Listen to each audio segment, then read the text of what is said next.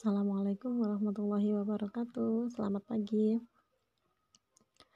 Dalam pertemuan kedua ini, materi yang kita bahas mengenai bukti transaksi, di mana sebelumnya kita sudah belajar 2 subbab, yaitu bab pengertian sama tujuan. Yang kemarin muncul syarat-syarat, semoga kalian masih ingat.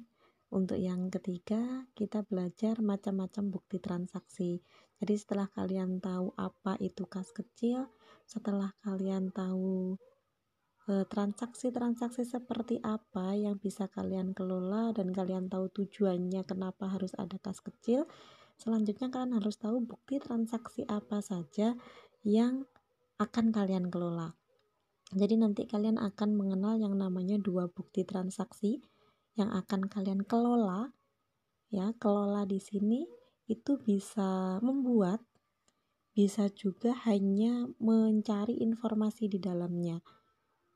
Nah, kaitannya dengan itu, 2 bukti transaksi yaitu transaksi internal dan transaksi eksternal. Transaksi intern dan transaksi ekstern. Di dalam modul ini sudah ada penjelasannya apa itu internal, apa itu eksternal. Nah, di sini yang perlu kalian pahami adalah ketika transaksi ekstern itu adalah transaksi yang hanya kalian cari informasi di dalamnya. Kalian tidak akan membuat. Sehingga sebagai seorang pemegang dana kas kecil atau biasa disebut dengan administrator, itu kalian tidak akan buat kwitansi, tidak akan buat cek, tidak akan buat faktur, dan kalian juga tidak akan buat nota.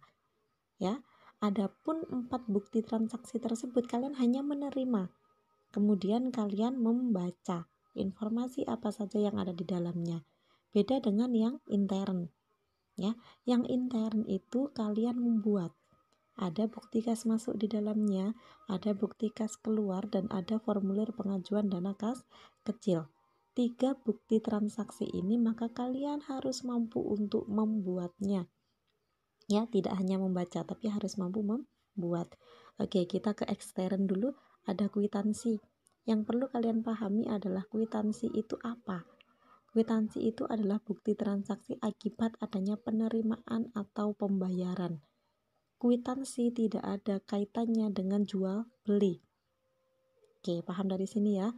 Kemudian kwitansi itu ada 2 bagian. Ada sisi kiri yang biasa disebut dengan sus dan ada sisi kanan.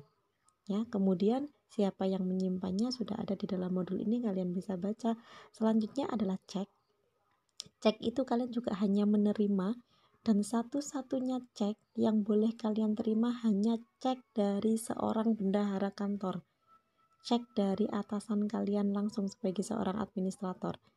Cek dari luar kantor itu tidak boleh kalian terima, tidak boleh dikelola oleh administrator. Tapi siapa?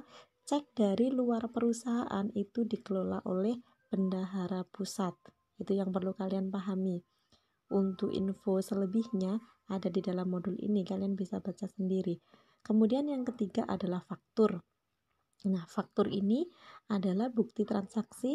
Bedanya dengan kwitansi adalah faktur ini akibat bukti transaksi yang muncul akibat adanya jual beli, tapi ada syarat, yaitu secara kredit.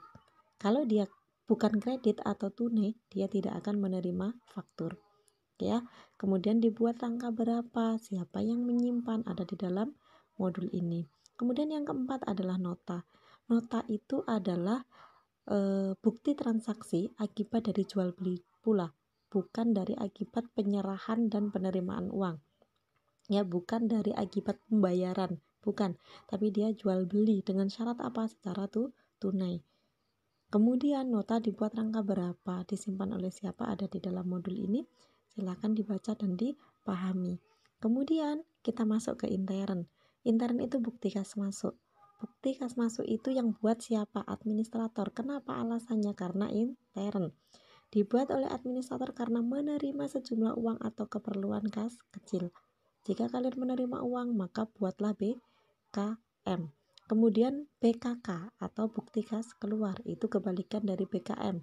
Dibuat oleh administrator Ketika apa? Ketika mengeluarkan sejumlah uang dengan syarat untuk keperluan kas kecil.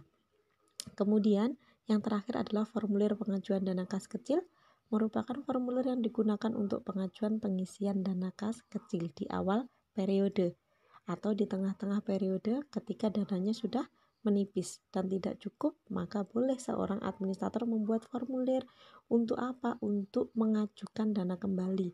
Istilah kasarnya adalah untuk meminta uang kembali kepada bendahara, yaitu atasan administrator. Untuk apa?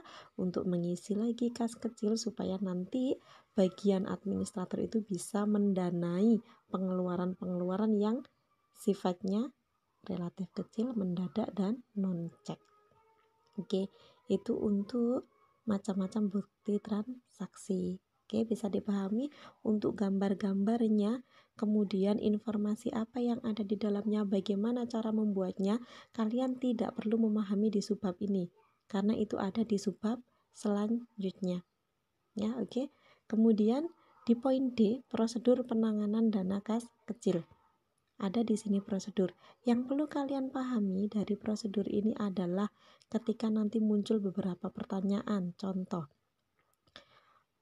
di prosedur pertama muncul buat permohonan pengisian dana kas kecil. Yang perlu kalian pikirkan adalah siapa yang membuat permohonan pengisian dana kas kecil. Kemudian permohonan itu diajukan atau diserahkan kepada siapa.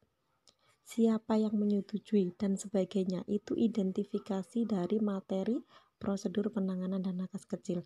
Berikut juga terima dana kas kecil. Ketika nanti ulangan, soal yang muncul adalah siapa yang menerima dana kas kecil. Dari mana dana kas kecil itu? Ada yang menerima, pasti ada yang memberi. Siapa yang memberi? Kemudian ada lagi prosedur catat penerimaan dana kas kecil ke bukti kas masuk dan buku kas, siapa yang mencatat. Oke, ketika ada penerimaan yang muncul BKM atau BKK. Oke, dan seterusnya sampai pada prosedur terakhir, yaitu laporan pertanggungjawaban penggunaan dana kas kecil. Siapa yang membuat laporan pertanggungjawaban? Kemudian laporan itu diserahkan kepada siapa? Itu harus kalian pahami dari prosedur. Jadi jangan hanya dihafalkan kotak-kotaknya atau istilah di dalamnya, tapi pahami. Oke, tujuannya adalah kalian bisa merubah prosedur yang berubah peta konsep ini menjadi sebuah kalimat. Prosedur yang pertama apa, yang kedua apa, ketiga apa, sampai pada prosedur terakhir. Oke ya, ini untuk penjelasan dua subbab di dalam mempersiapkan administrasi kas kecil. Oke ya, ada macam-macam bukti transaksi dan prosedur penanganan kas kecil. Mungkin cukup ini penjelasannya. Kalau ada pertanyaan bisa share di grup ya, nanti kita bahas bersama-sama. Nanti teman-teman yang lain juga bisa menanggapi. Terima kasih, selamat belajar. Wassalamualaikum warahmatullahi wabarakatuh.